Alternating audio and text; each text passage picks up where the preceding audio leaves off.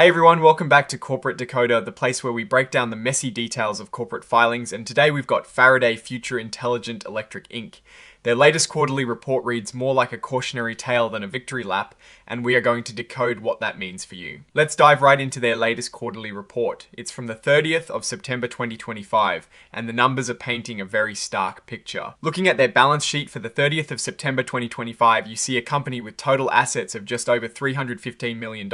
That might sound like a lot, but when you look at their liabilities, that is where things get concerning. They owe over $355 million, meaning they have a deficit of nearly $40 million in stockholders' equity, and the bleeding continues. For the 3 months ending the 30th of September 2025, their net loss was a staggering $222 million. For the 9 months of the year, that loss ballooned to over $357 million.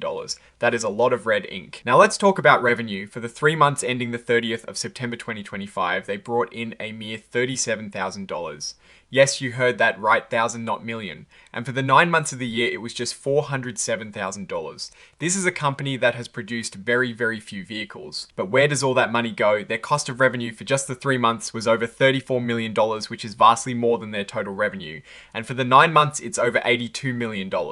This directly points to massive inefficiencies in their production process. Then we have this huge asset impairment charge. For the 3 months ending the 30th of September 2025, they wrote off $138 million in assets. For the 9 months, that sum jumped to over $138 million. This means they had assets, primarily tooling and equipment, that are now deemed worthless, probably because they are no longer needed or usable for their current plans. It's like selling a car that has no market value. They are spending money on research and development too. For the 9 months of 2025, it was over $18 million. This is to develop new vehicles like the FX series and to improve existing ones. Sales and marketing also saw a significant jump, especially for the FX Super One launch, that cost them over $10 million for the 9 months of 2025. They clearly need to push these new products hard. And of course, general and administrative expenses are up to nearly $47.5 million for the 9 months in 2025, likely due to increased legal and compliance costs. All of this leads to a massive loss from operations. For the 9 months of 2025, that loss was nearly $300 million. That is a staggering figure for a company that is barely selling anything. Now let's look at the debt. The change in fair value of their notes, payable warrant liabilities, and derivative call options added over $36 million to their losses for the 9 months of 2025 alone. This means the value of their debt and warrants is fluctuating wildly and not in their favor. And then there is the loss on settlement of notes payable, which was over $84 million for the 9 months of 2025. This is a huge number, indicating they are having to pay a premium to get out of or settle their debts. Looking at their short-term debt due within a year, it's over $211 million. And their long-term debt is even higher at over $142 million. This is a lot of debt, especially for a company with so little revenue. And that brings us back to their stockholders' equity, which is in deficit by almost $40 million.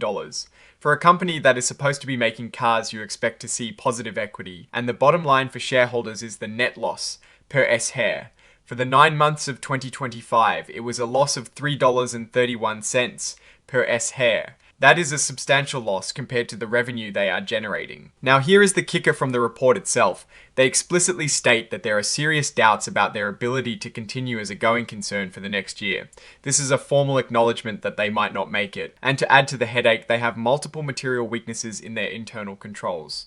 This means their financial reporting is not reliable and they are working to fix it, but it is an ongoing process. Then we have the legal troubles. They, along with their founder and president, have received Wells notices from the SEC. This is a step before formal charges for alleged false or misleading statements in connection with their 2021 PIPE and SPAC listing.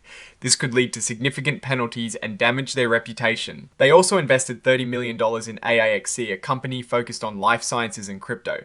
This looks like an attempt to pivot or diversify, but with their current financial situation, it raises questions about resource allocation. Despite all the negative news, they've been holding some money market funds and very recently started dabbling in digital assets. For the 9 months ending the 30th of September 2025, they invested $10.5 million in crypto, but then liquidated most of it to fund the AXC deal. It seems like a bit of a gamble. So what is the verdict on Faraday Future Intelligent Electric Inc.? Their financial tables scream distress. Revenue is practically non-existent while costs are astronomical. They are heavily reliant on debt and equity financing, which is becoming increasingly difficult to secure.